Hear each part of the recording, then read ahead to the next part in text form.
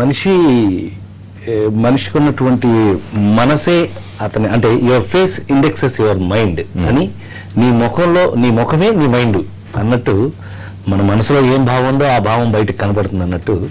ఆ రోజున టెన్షన్ ఉండడానికి కారణం ఏంటంటే, మనకి ఇవి ఇంత కాంప్లికేట్ కావాల్సినటువంటి ఎన్నికలు కావే, ఎందుకు అనవసరంగా ఇంత కాంప్లికేషన్ అయింది, మనం ఏమన్నా మనం సరిగ్గా చేయలేదా, మనం ఏమన్నా తప్పు చేస్తున్నామని లోపల ఎక్కడో నా మనసులో బాధ ఉంది అప్పుడు అన్నమాట వాస్తవం. కానీ నిజాలు బేరీజ్ వేసుకున్న తర్వాత అన్ని మంచి చెడులు ఆలోచించుకున్న తర్వాత, లేదు మనం చేస్తుంది కరెక్ట్గా ముందుకెళ్ళిపోదాం అనే ఉద్దేశంతో 100% నమ్మకంతో ముందుకెళ్ళటం జరిగింది. ఇవాళ రిజల్ట్ వరకు ఆ నమ్మకం అదే ఒక సక్సెస్గా పరిణమించింది. కానీ మీరన్నట్టు రాజేంద్ర ప్రసాద్ గారు, మొదట్లో మీరు ఏకగ్రీవంగా మా అధ్యక్ష పీఠం మీద కూర్చోవాల్సిన పరిస్థితి నుంచి చివరి నిమిషంలో అవతల ప్యానెల్ రానివ్వడం కానివ్వండి, పోటీ కానివ్వండి, కోర్టు వరకు వెళ్ళడం అంతా మనం చూసాం. అయితే మధ్యలో ఎక్కడన్నా కాస్త ఇబ్బందికి గురై కొంత బాధపడ్డారా? అంటే అసలు గెలుపుకి సంబంధించి ఒక అనుమానం ఏమన్నా వచ్చిందా ఒక దశలో? గెలుపు గురించి నాకు ఎప్పుడు అనుమానం లేదు. ఎందుకు అంటే మనకి ఎలక్షన్ విధానంలో మీకు తెలిసిపోతుంది, ఇప్పుడు కూడా మనకి మిడిల్ క్లాస్ నుంచి లోవర్ క్లాస్ నుంచి ఎక్కువగా ఎప్పుడైతే ఓట్లు వచ్చినాయో వాళ్ళందరూ మార్పు కోరుకుంటారు. అలాగా అద్భుతంగా ఈసారి ఇంతకుముందు మాలో జరగనటువంటి ఒక పరిణామం ఏం జరిగింది అని అంటే, 394 ఓట్లు, ఇంకొక 5 నిమిషాలు ఉన్నట్టయితే 400 అయిపోయింది. 400 ఓట్లు పోలయ్యే విధానం జరిగింది అని అంటే డెఫినెట్గా ఒక సెక్షన్ అంతా కావాలని వచ్చి ఓట్లు వేశారు. ఆ ఓట్లు వేయడంలో మార్పు కోరుకున్నారు. ఆ మార్పు ఇవాళ రిజల్ట్గా మారింది అనేది నా నమ్మకం. మొత్తం ఈ ప్రయాణంలో కొన్ని అపశృతులు మీకు తెలియని, అంటే మీ వైపు కానివ్వండి లేకపోతే అవతల వైపు కానివ్వండి, కొంత గీత దాటి విమర్శించుకోవడాలు, అంటే గతంలో ఇప్పుడు మనం సినీ పరిశ్రమలో ఈ స్థాయి విమర్శలు ఇలా వ్యక్తిగత దోషణలు మనం పెద్దగా చూడలేదు. సో ఈ టైంలో ఏమన్నా కాస్త ఇబ్బంది పడ్డారా? యాక్చువల్గా నేను బాధపడి అప్పుడే బాధపడ్డాను. ఎందుకంటే ఇదేంటిది పర్సనల్కి ఎందుకు వెళ్తుంది, ఇది పర్సనల్గా అవసరం లేదే, మనకి ఎవరికి పర్సనల్గా అవసరమైన విషయం కాదు. ఎందుకంటే ఇదేమి దీంట్లో పెద్దగా ఏదో లాభం పొంది లేకపోతే డబ్బు సంపాదించేసి లేకపోతే ఇంకేదో పట్టుకెళ్ళిపోయేది ఏం లేదు దీంట్లో. బట్ అయినా ఇలా ఎందుకు పర్సనల్కి వెళ్ళిపోతున్నారు, ఎందుకని పర్సనల్గా విమర్శించే స్థాయికి ఎందుకు వెళ్తున్నాం మనం? కళాకారులు అని అంటే ప్రజలందరూ ప్రేమించబడేటటువంటిది, కళాకారులు అంటే ప్రజలందరూ ఓన్ కదా, ప్రతి వాళ్ళకి. ఎందుకని అంతమంది ఫ్యాన్స్ ఎందుకుంటారు? రాజేంద్ర ప్రసాద్ నవ్విస్తాడు, రాజేంద్ర ప్రసాద్ నవ్విస్తాడు, మనకి ఎంతో ప్రేమ ఉండాలి. అట్లా ఉన్న పరిస్థితి ఇలా పర్సనల్కి వెళ్ళినందుకు కొంత బాగా నేను బాధపడినమాట వాస్తవం. పర్టికులర్ స్టేజ్లో అయితే నిజంగా ఇది అవసరమా మనకి అంత స్టేజ్ వరకు వెళ్ళినమాట వాస్తవం. బట్ అయితే ఏంటంటే ఆ పరిస్థితులు ఇందాక ఉన్నట్టుగా ఆ పరిస్థితుల దృష్ట్యా కొంచెం ఆ మార్పు రావడం జరిగింది. పరిస్థితులనే లేకపోతే ఒక కథలోనే మంచి పరిస్థితులు లేకపోతే మంచి ట్విస్ట్ రాదు. సో ఒక మంచి ట్విస్ట్ కోసం మంచి పరిస్థితులు మారడం అనేది చాలా డ్రామాటికల్గా మారింది. చివరికి కోర్టు వరకు కూడా వెళ్ళడం అనేది అంత డ్రామాటికల్గా జరిగిపోయింది. అది ఈ విధంగా ఆ డ్రామా క్లైమాక్స్కి వచ్చి ఇవాళ శుభం పడింది.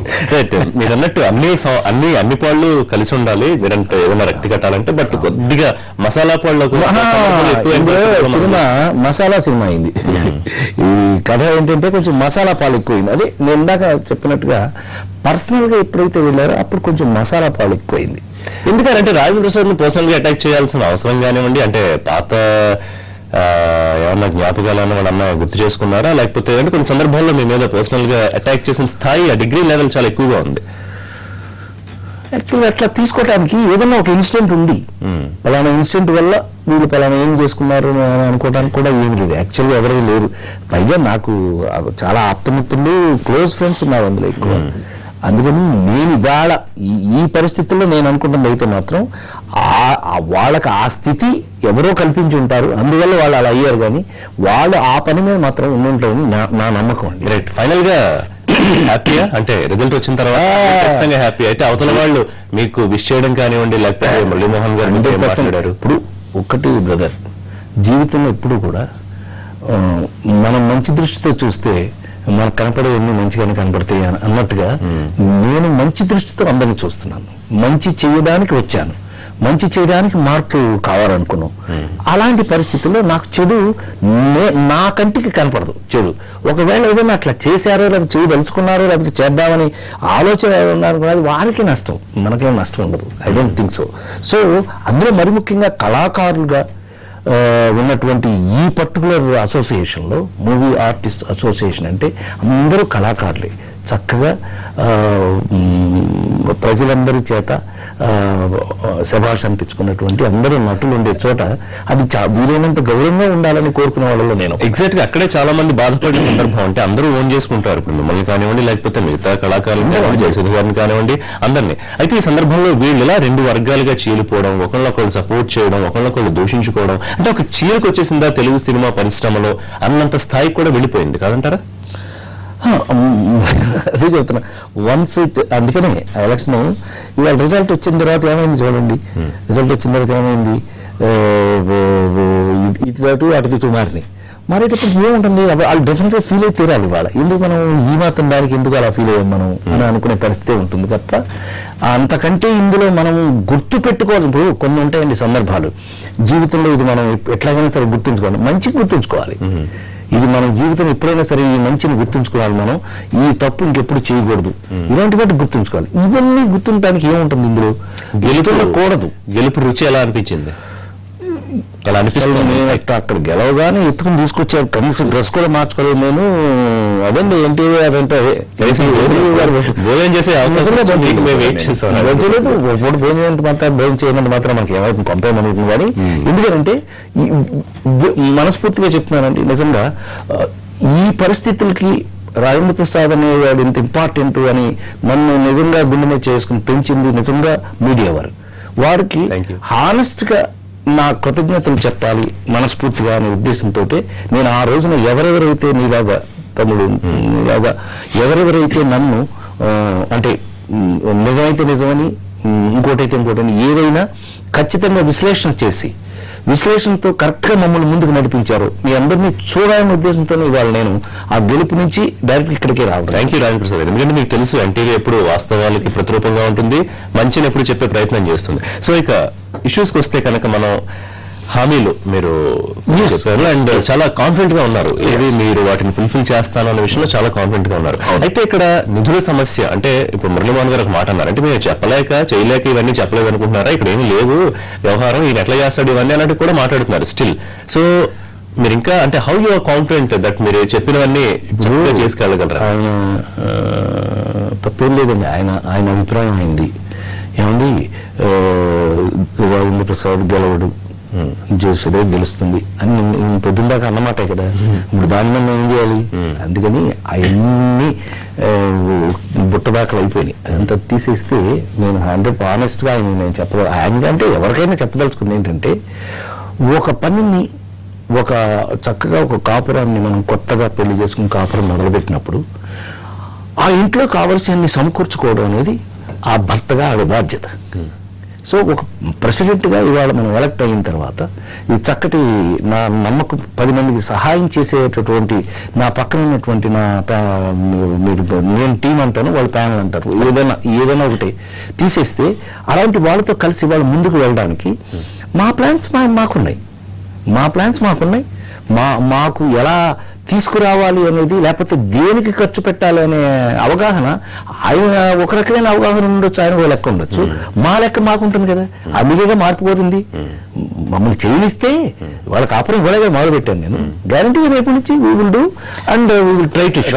అంటే ఆడియన్స్ కొన్ని అనుమానాలు, నేను బయట విన్నావు కానివ్వండి, మనకు ఫోన్ చేసి అడిగేవాళ్ళు కానివ్వండి, యాక్చువల్లీ వాళ్ళకి ఇంతకుముందు తెలియదు మా అసోసియేషన్ ఏంటి, దానికి ప్రెసిడెంట్ ఉంటే దానికి ఇంత హడావుడి ఉంటుందా, ఎలక్షన్స్ ఇవన్నీ తెలియదు.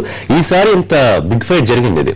సో వాళ్ళ కోసం ఒకసారి మీరు ఏం చెప్తారంటే, ఇవాళ మా అధ్యక్షుడిగా రాజేంద్ర ప్రసాద్ ఏం చేయబోతారంటే ఎగ్జాక్ట్ గా ఏం జరుగుతుంది ఇన్సైడ్ అనేది ఏమైనా చెప్పగలుగుతారు ఒకసారి? ఇన్సైడ్ అంటే ఇన్సైడ్ మాలో ఏం జరుగుతుందో కామన్ మ్యాన్కి అవసరం లేదు. అయితే ఇక్కడ మనకి మెయిన్ గా ఈ మార్పు కవర్ అనుకున్నది ఏంటి అని అంటే, ప్రతి జీవితంలోనూ మన జీవితంలోనే hire class, middle class, lower class 3 categories మన జీవితంలోనే ఉన్నాయి.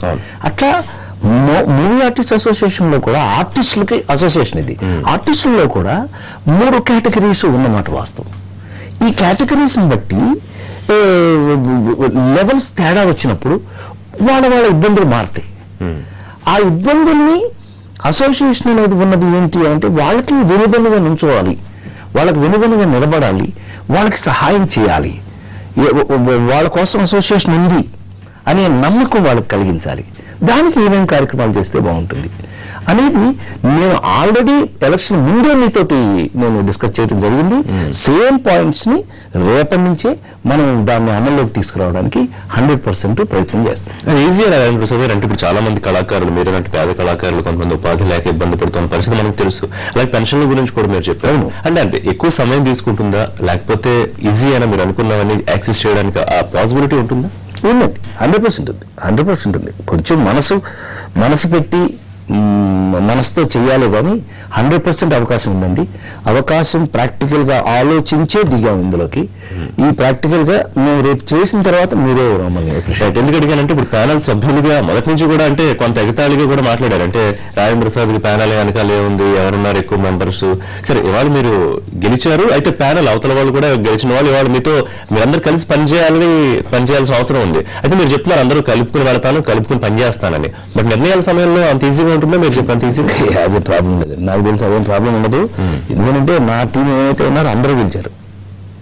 ఇప్పుడు అందులో గెలవటం ఇందులో గెలవటం మనకు అది ఇంపార్టెంట్ కాదు.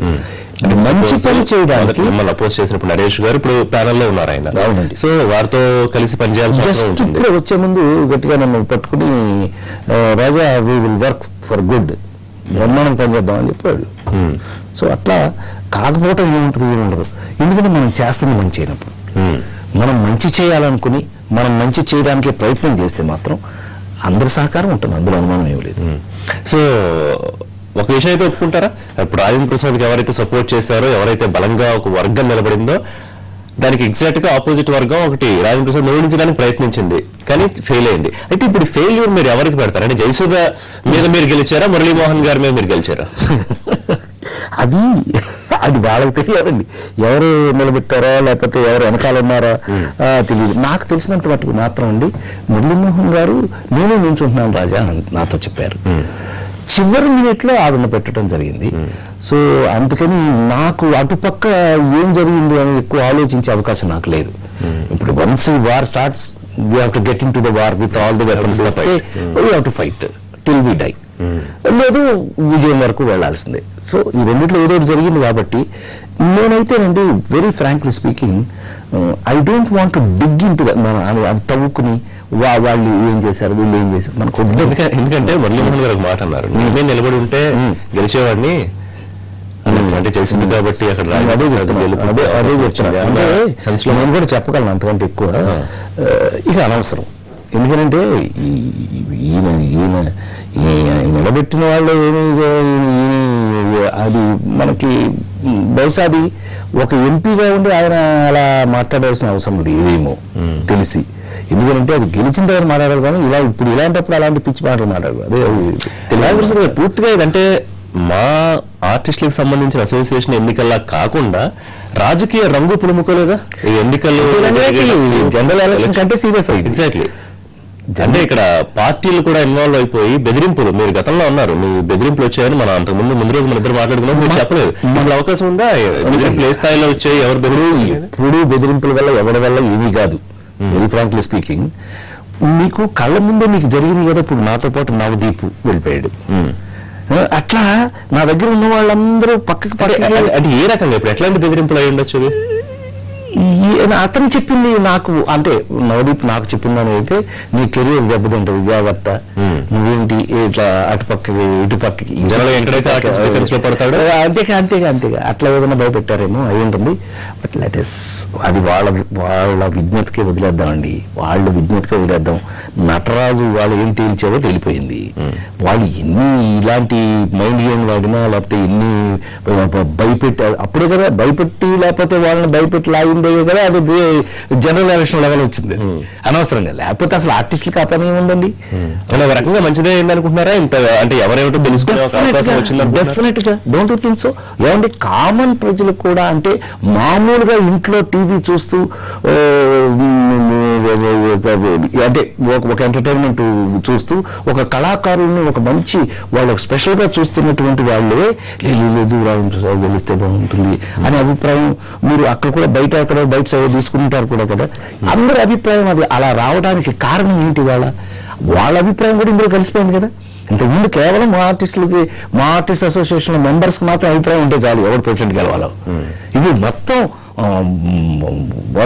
ప్రపంచంలో ఉన్న తెలుగు వాళ్ళందరూ డిస్కస్ చేసుకునే పరిస్థితి వచ్చింది కదా. మిమ్మల్ని ఎవరన్నా బెదిరించారా రాజేంద్ర ప్రసాద్ గారు?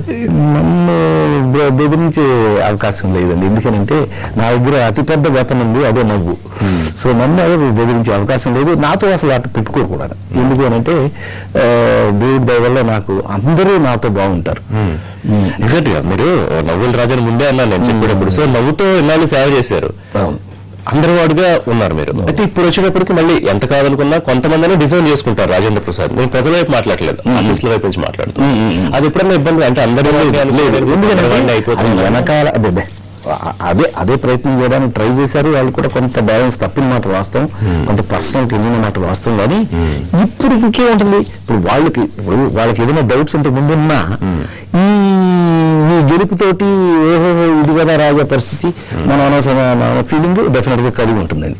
అంతకంటే ఇంకొక అవకాశం లేదు నాకు తెలుసు. ఎప్పుడు వచ్చింది మీకు గెలుపు మీద నమ్మకం రాజేంద్ర ప్రసాద్ గారు? అంటే ఏ ప్రయాణంలో ఏ పాయింట్ దగ్గర వచ్చింది మీకు? ఓటింగ్ ఎప్పుడైతే పెరిగిందో జనరల్ గా నుండి 200-225 తప్ప ఎలక్షన్ లో మూవీ ఆర్టిస్ట్ అసోసియేషన్ లో జనరల్ గా ఎలక్షన్ లో అన్ని ఓట్లు పడవు, పోలింగ్ కావు. ఐ మీన్ ఓట్లు పడవు ఇన్ ద సెన్స్ పోలింగ్ అన్ని ఓట్లు జరగవు. ఈసారి ఎప్పుడైతే 400 పోల్ అయినాయో ఎస్ అందరూ మూవ్ అయ్యారు. తర్వాత టాప్ లెవెల్లో ఉన్న పై లెవెల్లో ఉన్న స్టార్స్ కానీ ఆర్టిస్టులు కానీ ఎవరు రాలేదు. వాళ్ళెవరు రాలేదు, వీళ్ళు పెరిగారు. What is the meaning of it? Direct అర్థమైపోయింది నాకు. ఎస్ ఇది 100% మార్పు కోరుకుంటున్నారు. మనకు విజయం తథ్యం. డెఫినెట్ గా దీన్ని మనం వెళ్ళి దగ్గర పెట్టుకుని చేయగలం. బట్ జరుగుతున్న పరిణామాలను చూసి before the day of voting కూడా కొంచెం అనుమానంగానే ఉందా గెలుపుకు సంబంధించి? అట్లా ఏం లేదు. ఇది బిఫోర్ ఓటింగ్ అయితే మాత్రం తగ్గానే ఉంది, అంటే పోటీగానే ఉంది, సమంగా పోటీగా ఉంది. ఎప్పుడైతే పోలింగ్ జరిగేటప్పటికి అభిప్రాయం తెలిసిపోతారు. రైట్, మాట్లాడదాం. చిన్న బ్రేక్ తీసుకుందాం. బ్రేక్ తర్వాత 1-2 సార్లు అంత ముందు చేద్దాం అనుకున్నా రాజేంద్ర ప్రసాద్ గారు కొన్ని కారణాల వల్ల మా అధ్యక్షుడు కాలేకపోయారు. కానీ ఈసారి ఎట్లా అయినా ఎందుకు అధ్యక్ష పీఠం మీద కూర్చోవాలి అనే ప్రెస్టీజియస్ పాయింట్ గా తీసుకున్నారనే విషయాన్ని ఒక బ్రేక్ తర్వాత మాట్లాడదాం. Stay with us.